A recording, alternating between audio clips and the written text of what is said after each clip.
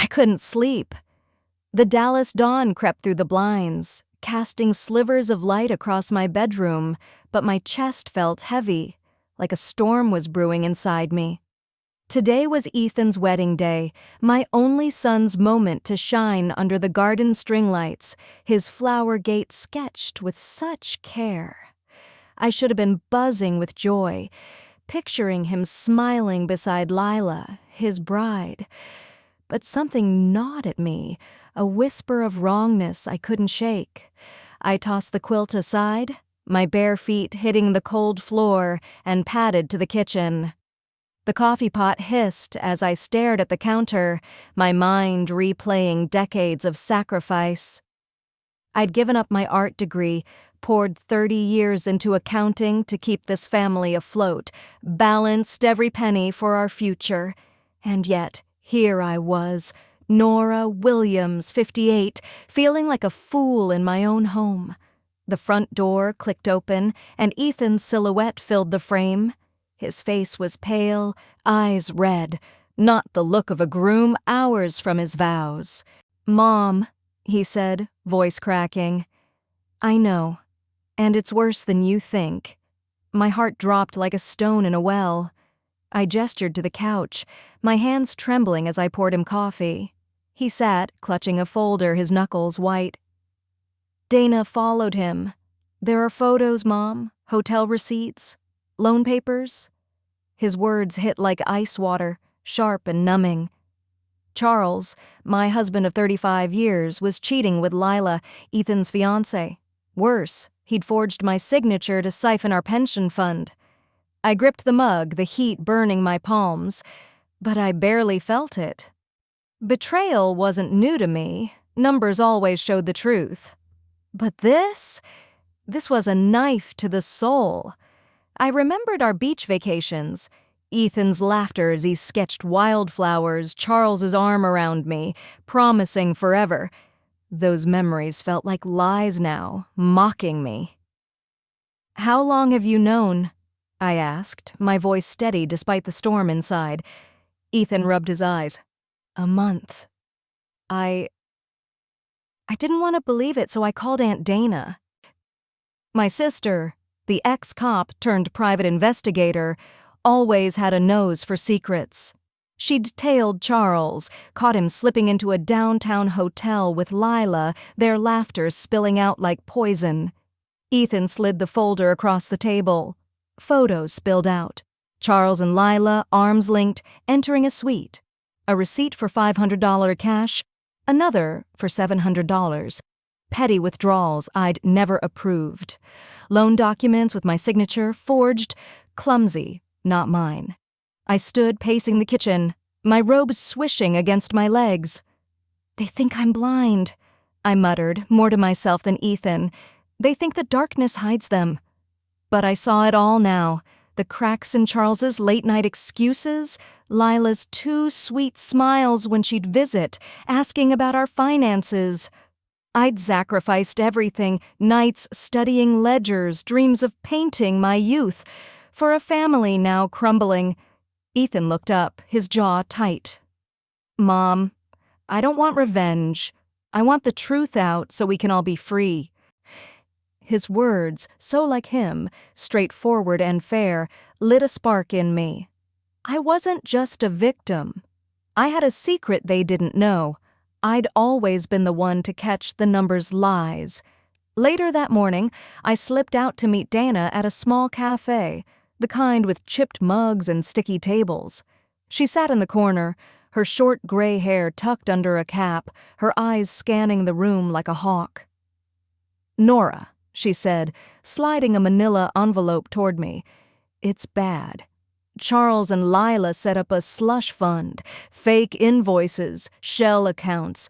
They're bleeding the pension dry." I opened the envelope, my fingers steady now. More photos, more receipts, a bank statement showing transfers I'd never authorized. "How did I miss this?" I whispered, anger rising like bile. Dana leaned forward, her voice low. "You didn't. They hid it well, but we've got them now." I remembered the early days, cooking dinner while Charles told stories of his deals, Ethan scribbling in his sketchbook. I'd thought we were building something unbreakable. Now those memories felt like a cruel joke. "What's next?" I asked Dana, my voice sharp. She grinned, a rare crack in her professional mask. "We trap them, legally. I've got an idea, but it's bold." She outlined a plan. A microphone, hidden in a wedding gift for Lila, wired to the sound system. A digital file uploaded to the cloud, ready to expose their lies. QR codes for the guests to see the proof. I nodded, my heart pounding, but not with fear anymore. It was resolve. "They think I'm weak," I said, a dark laugh escaping. "They don't know I choose the light." Back home, I sifted through Charles's desk, my hands shaking as I found a crumpled receipt tucked in his coat pocket. A hotel bar, $200 dated last week. My stomach churned, but I tucked it away, evidence for Dana's file. Charles was still asleep upstairs, oblivious, his snores a mockery of the life we'd built. I thought of the string lights in the garden, the flower gate Ethan designed, meant to frame a day of love. Now it would frame the truth. I sat at the kitchen table, staring at the photos, the forged signatures. My sacrifices, 35 years of love, of trust, had been trampled. But I wasn't done. Not yet. Ethan returned that afternoon, his face set, no longer the heartbroken boy, but a man ready to act. "Dana's setting it up," he said, sitting beside me. "The microphone's legal, wired to the backstage panel. We'll catch every word." I nodded, my mind racing. Lila's greed, Charles's betrayal, they thought they'd outsmarted us. But numbers don't lie, and neither would I. "We need to be precise," I told him, my accountant's brain kicking in. Every file, every photo, uploaded and ready. Ethan squeezed my hand. "We'll do this together, Mom. For us." That evening, I stood in the garden, watching workers string up the lights. The flower gate glowed, a delicate arch of roses and ivy, Ethan's vision come to life. It was beautiful, but it felt like a stage for a tragedy. Charles approached, his smile too wide, too practiced. "Nora, you've outdone yourself," he said, kissing my cheek. I forced a smile, my skin crawling. "Oh, Charles," I said, my voice light but laced with irony. "You have no idea what I've done." He laughed oblivious and walked away. I watched him go, my heart a mix of pain and steel. They thought they could hide in the shadows. But tomorrow, under those stage lights, I'd make sure the truth burned bright. The morning sun filtered through the garden, catching the dew on Ethan's flower gate, but the beauty felt hollow, like a painted backdrop hiding rot. I stood in my kitchen, staring at the coffee pot, its gurgle mocking the chaos in my head. 35 years I'd poured into this family, late nights crunching numbers, skipping gallery openings to pay for Ethan's art supplies, believing Charles's promises of forever. Now, those memories felt like a con, each one tainted by his lies with Lila. I gripped the counter, my knuckles white, and whispered to myself, "Numbers don't lie. People do." The truth was in the receipts, the forged signatures, the hotel photos Dana had uncovered. My sacrifices, my dreams, my trust had been for nothing. I thought back to our early days, cozy evenings around the dinner table, Ethan sketching wildflowers while Charles spun tales of his latest deals. We'd laugh, clink glasses, plan vacations to the coast. I'd given up promotions, worked 18-hour days to keep our finances tight, all for them. Now, Charles's business trips made sense. Those late nights, his vague excuses, the way he'd dodge my questions with a charming grin. And Lila, with her sharp eyes and sharper tongue, always hovering, asking about our pension fund like it was her business. "Nora, you work too hard," she'd say, her smile syrupy. "Let me help with the accounts." Help! I scoffed, pouring coffee I wouldn't drink. She'd been helping herself to my life. The doorbell buzzed, and Dana strode in, her boots clicking on the hard wood. "Nora, we've got more," she said, her voice clipped, professional. She dropped a stack of papers on the table, bank statements, fake invoices, transfers to a shell account Lila ran. "They're bold," Dana said, her eyes narrowing. "Charles forged your signature on a $50,000 loan. Lila's been funneling cash through dummy invoices." I flipped through the pages, my accountant's brain cataloging every discrepancy. "How did I miss this?" I muttered, anger bubbling like a kettle. Dana leaned in, her voice low. "You didn't. They buried it deep. But we're digging deeper." I remembered Lila at Thanksgiving, her hand on Charles's arm, laughing too loud at his jokes. I'd brushed it off, chalked it up to her being young, ambitious.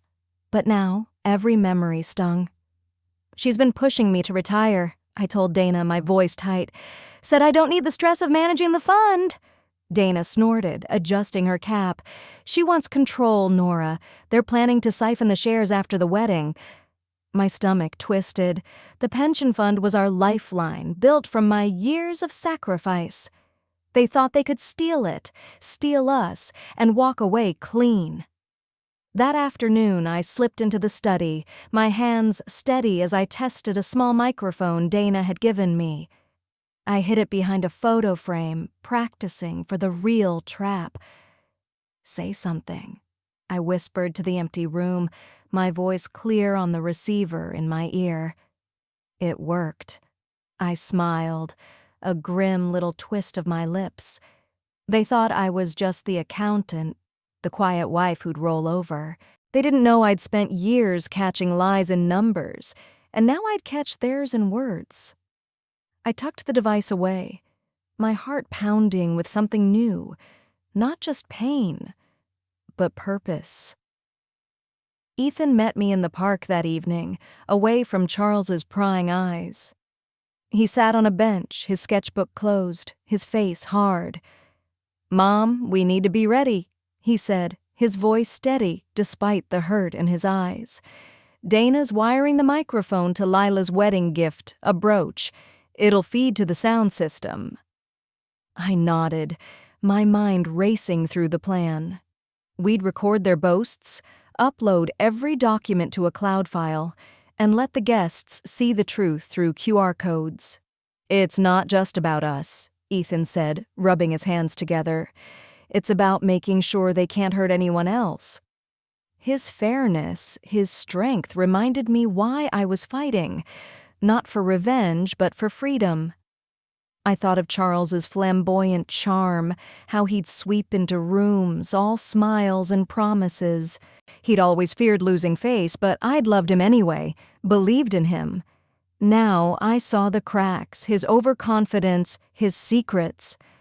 I remembered finding that bar receipt in his coat, $200 for drinks I never shared. It was a small thing, but it screamed betrayal. "We need to be precise," I told Ethan, my voice sharp. "Every file, every photo, locked and loaded." He nodded, his jaw tight. "Dana's printing the QR codes for the thank you cards. Guests will scan them when the time comes." Later, I stood in the backyard watching the garden transform for the wedding. Workers hung string lights, their glow soft against the dusk. The flower gate stood proud, Ethan's design, a symbol of love now twisted by deceit. Charles approached, his tie loose, his grin too easy. "Nora, it's perfect," he said, gesturing to the setup. "You're a miracle worker." I forced a smile, my skin prickling. "Oh, Charles," I said, my tone light but edged with irony, "you don't know the half of it." He chuckled, oblivious, and wandered off to charm a caterer. I watched him go, my heart a tangle of grief and fire. He thought he'd hidden his tracks, but I'd found them. That night, Dana called me to a quiet corner of the venue, her face all business. "The microphone's set," she said, showing me the brooch. A delicate silver piece Lila would wear tomorrow. Sounds clear. Evidence is uploaded. Police are on standby, waiting for our signal. I nodded, my chest tight, but steady. They'll talk, I said. Lila's reckless. Charles is cocky. They'll brag. Dana's eyes gleamed. And we'll catch every word. I thought of the guests, 300 people expecting a fairy tale wedding. They'd get a spectacle instead. I'd sacrifice too much to let Charles and Lila walk away. Tomorrow, under those stage lights, their lies would unravel. As I lay in bed, the house silent except for Charles's snores, I stared at the ceiling. I saw our life in flashes, Ethan's first steps, Charles's hand in mine, the long nights I'd worked to build our future. All of it, built on sand. But I wasn't crumbling, I was sharpening, like a blade honed by betrayal. "They think I'm invisible," I whispered to the dark. "But I'm the one holding the switch." The garden waited, its lights ready to shine on the truth. I closed my eyes, not with fear, but with the calm of a woman who'd chosen to fight. Wedding day dawned crisp and clear. The garden bathed in golden light, but my resolve was sharper than any sunbeam. I rose early, slipping into a simple dress, my hand steady as I checked the cloud server on my phone. Every file uploaded, photos, receipts, forged signatures, evidence locked in, ready to unleash. I knew what was coming. I was prepared. I was ready. Charles stirred in bed, mumbling about the big day, his voice thick with sleep. I smiled at him, a mask of calm, but inside my anger simmered, controlled, like a pot on low boil. He'd betrayed me, us, for years. Today he'd face the light. Downstairs, Ethan waited, his tux crisp, but his eyes fierce. "It's time, Mom," he said, his voice low. We huddled with Dana in the kitchen, her face all business. "Microphones live," she said, tapping her earpiece. Brooch pinned on Lila's dress. Sound feeds to the panel. I nodded. Decisive. No room for doubt. Dana slipped out to distribute the QR-coded cards, tucking them into wedding favors, discreet as a shadow. Guests would arrive soon, scanning them at the right moment, seeing the truth for themselves. "Police are parked nearby," Dana added, her words clipped. "They'll move when we signal." I thought I was weak once, drowning in sacrifices, but now I saw my strength, forged in quiet endurance. 35 years of love, twisted by his greed. No more. I straightened my shoulders, ready to turn the tables. Lila arrived mid-morning, her bridal gown swirling, her laugh too bright. She hugged me, her perfume cloying. "Nora, everything looks perfect," she said, her voice sharp, ambitious. I hugged back, feeling the brooch under my fingers. "Yes, Lila," I replied, my tone even. "It will be unforgettable." She didn't catch the edge, too wrapped in her schemes. Charles joined her in the dressing room, their voices murmuring through my hidden feed. I listened from the garden, earpiece in, heart pounding. Lila's voice came clear, reckless. "After today, he'll transfer the shares from the pension fund," she bragged, her words dripping greed. Charles chuckled, his tone calculating. "Withdraw cash only, leave no traces." I clenched my fist. Got them. Every word recorded, their plot laid bare. Dana's voice crackled in my ear. "Sound clear, evidence solid." I nodded to myself. Justice wasn't malice, it was balance. They'd tipped the scales. Now I'd right them. Guests filtered in, 300 faces smiling under the string lights, the flower gate framing the aisle like a portal to truth. I took my seat, front row, my face composed. The officiant began, words of love and commitment ringing hollow. Ethan stood at the altar, his jaw set, Lila beside him oblivious. "If anyone objects," the officiant said, "speak now." Murmurs rippled through the crowd as Ethan stepped forward, his hand on the microphone. Guests shifted, whispers rising like a wave. "I do." Ethan said, his voice steady, fair. He flicked the switch. The recording blasted through the speakers. Lila's voice echoed first, boasting about the shares, then Charles warning her to cover tracks.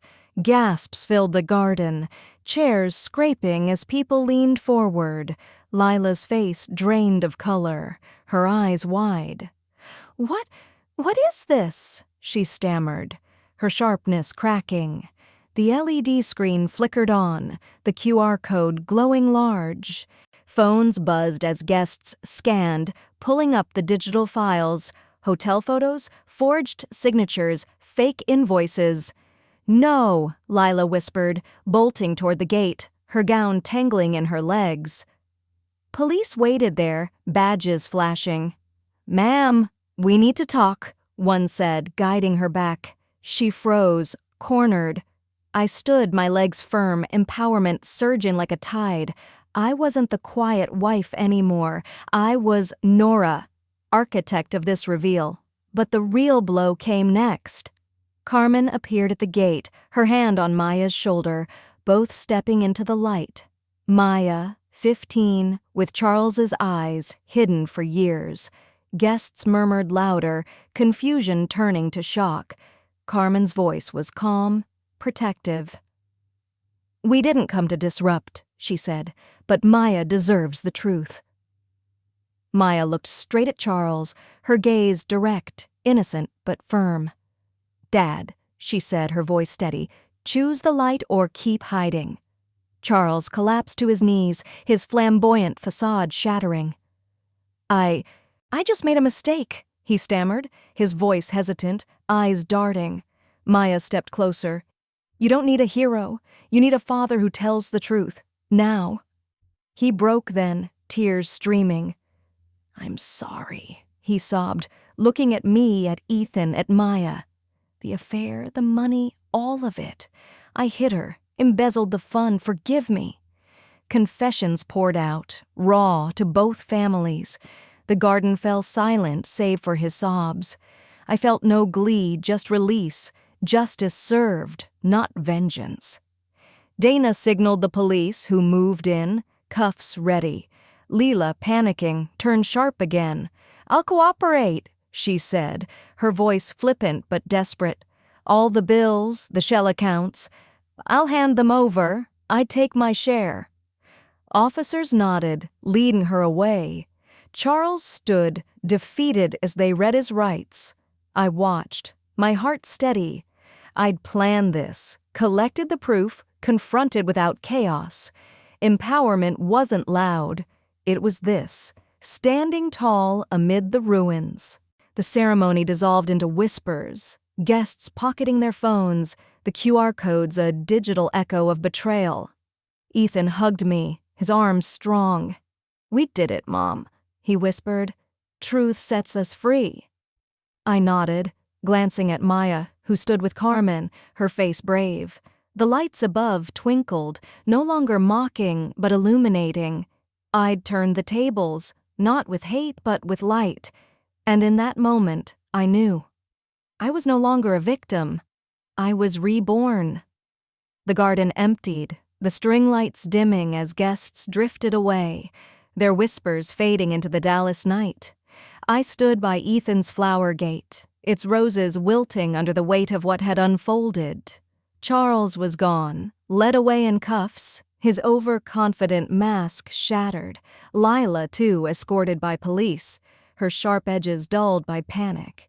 I felt no triumph, only a quiet release, like exhaling a breath I'd held for years. 35 years of sacrifice, nights poring over ledgers, dreams of paintings set aside, had led to this. But I wasn't broken, I was free. The truth, sharp as a blade, had cut me loose. Ethan stood beside me, his tux rumpled, his face a mix of relief and grief. "Mom, you okay?" he asked, his voice soft but steady. I nodded, squeezing his hand. "We did what was right," I said, my tone calm, thoughtful, not for revenge, but for us. He glanced at Maya, who lingered near Carmen, her eyes wide but brave. "She's My sister, he said, testing the word.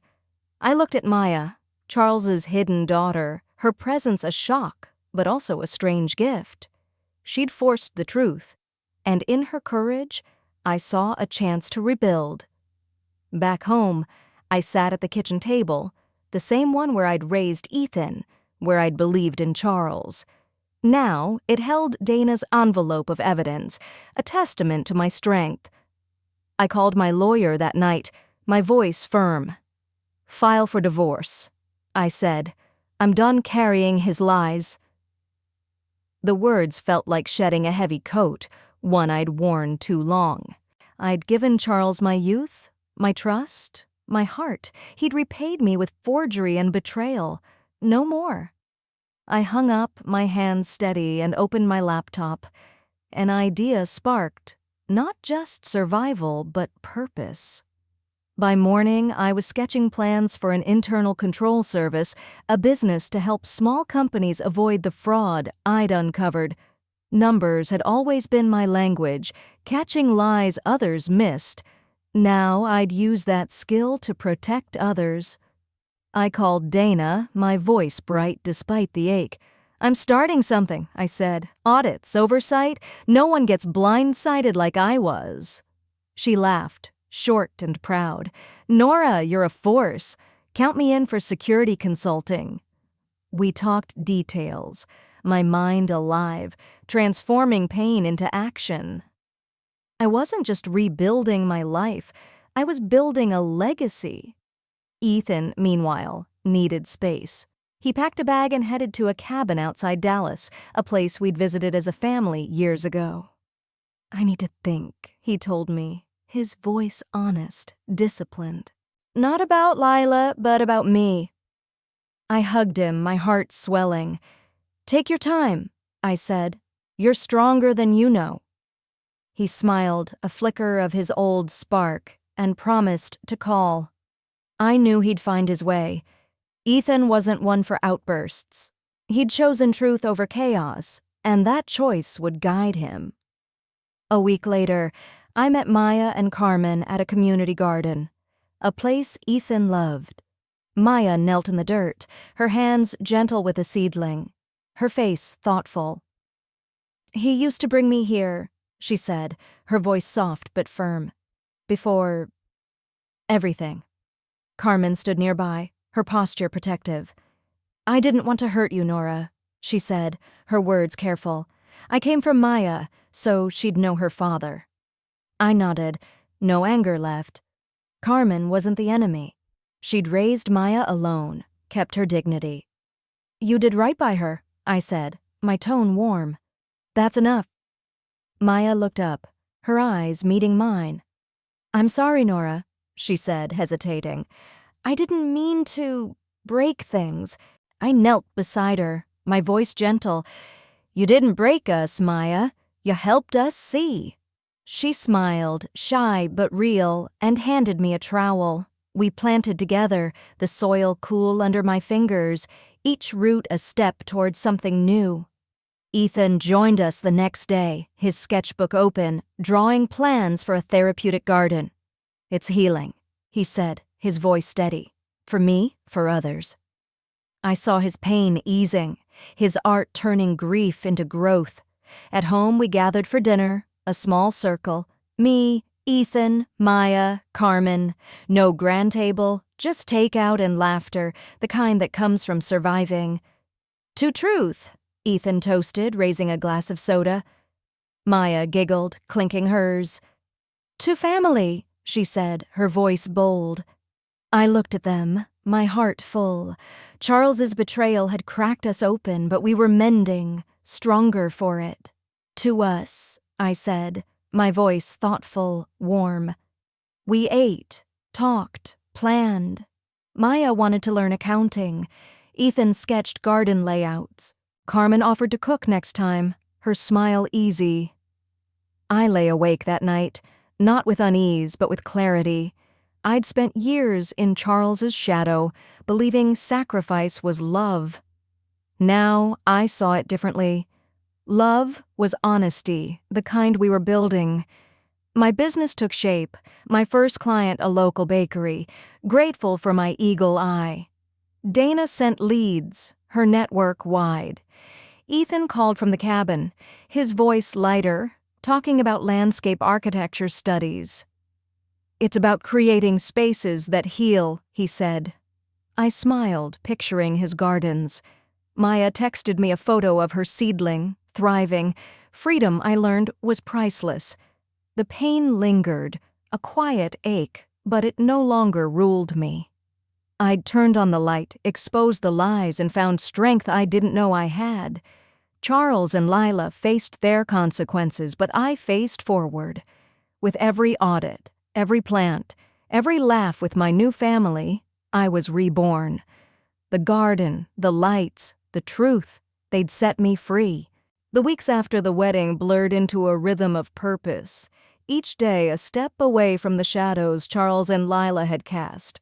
My internal control service grew, my office a small rented space downtown, its walls bare but for a single painting I'd done myself, a bright field of wildflowers, a nod to Ethan's sketches. Clients came, small businesses tired of being burned, trusting my sharp eyes to catch what others missed. I'd spent 35 years sacrificing my dreams for a family that betrayed me. But now, every audit felt like reclaiming a piece of myself. I wasn't just Nora, the accountant wife. I was Nora, the woman who turned pain into power. Lila's trial came quickly. She sat in court, her sharp edges softened by fear, her voice flippant but strained. "I'll hand over the accounts, the invoices, everything," she said, her hands fidgeting.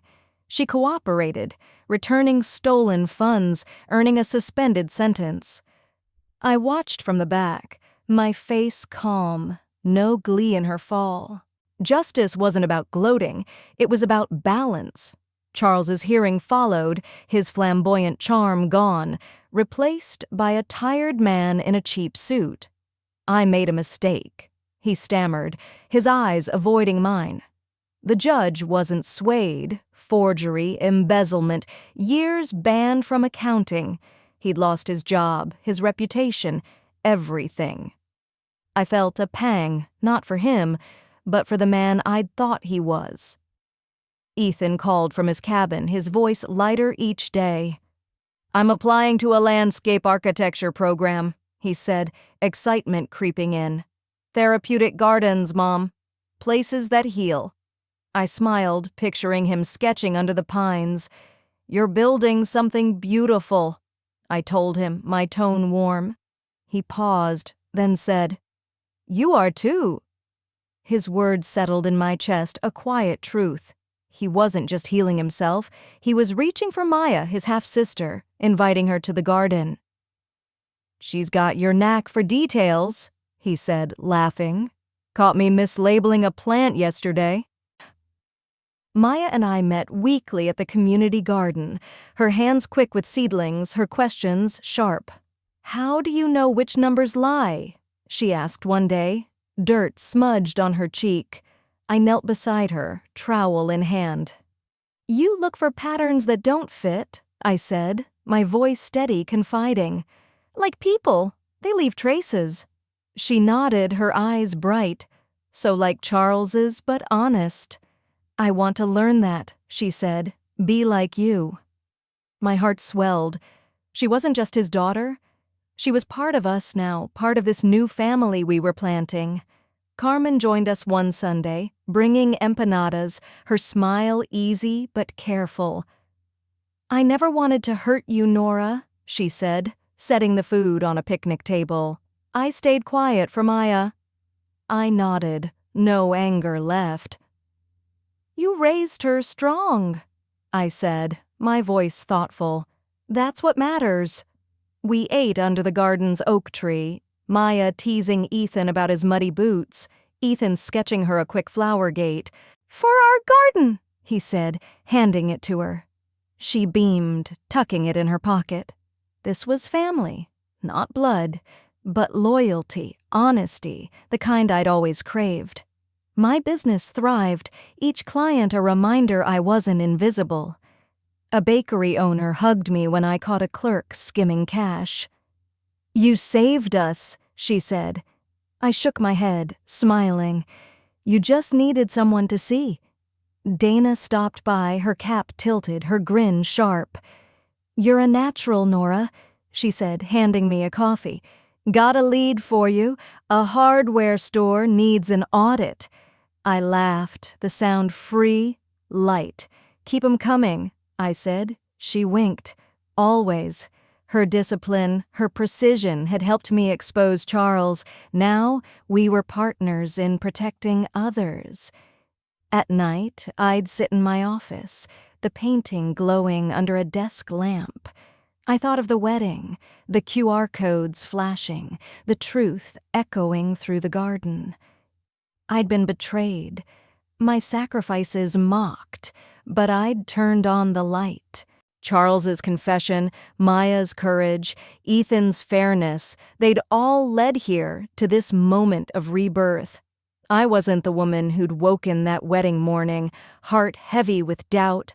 I was stronger, forged by truth, not broken by lies. One evening, we gathered at my house, a simple dinner of pasta and salad, the table alive with laughter. Ethan showed Maya how to sketch a rose. Carmen shared stories of her childhood in Austin. "To us," I toasted, raising a glass of iced tea, my voice warm, intimate. "To choosing the light." They clinked glasses, their smiles bright. Maya leaned in, her voice soft. "Thanks for letting me in, Nora." I squeezed her hand. "You were always welcome," I said. Ethan nodded, his eyes clear. "Family's what we build," he said, "not what we lose." I learned freedom is priceless, a lesson carved from pain but polished by hope. My sacrifices, those long nights, those lost dreams weren't wasted. They'd built me, and now I was building something new. My business grew, Ethan's gardens bloomed, Maya's courage shone. We weren't perfect, but we were honest. As I looked at them, my heart full, I knew, family isn't blood. It's loyalty, truth, the choice to stand together. I'd lost Charles, but I'd gained myself. And that, I whispered to the night, was worth everything. I looked out at the horizon, my voice soft as if sharing a secret with a friend. "Did you like my story?" I poured my heart into it, and I'd love to hear yours. What city are you from? Drop it in the comments. I'm reading everyone. If this moved you, hit that like button or support me with a super thanks so I can keep telling stories like this. Your love and support mean the world to me. On screen, you'll see 2 new real-life stories I think you'll love. My channel's full of more, so don't miss out. Subscribe and join me for the next one. Thank you for being here, for sharing this journey. With all my love and respect, I'll see you in the comments and in the next story.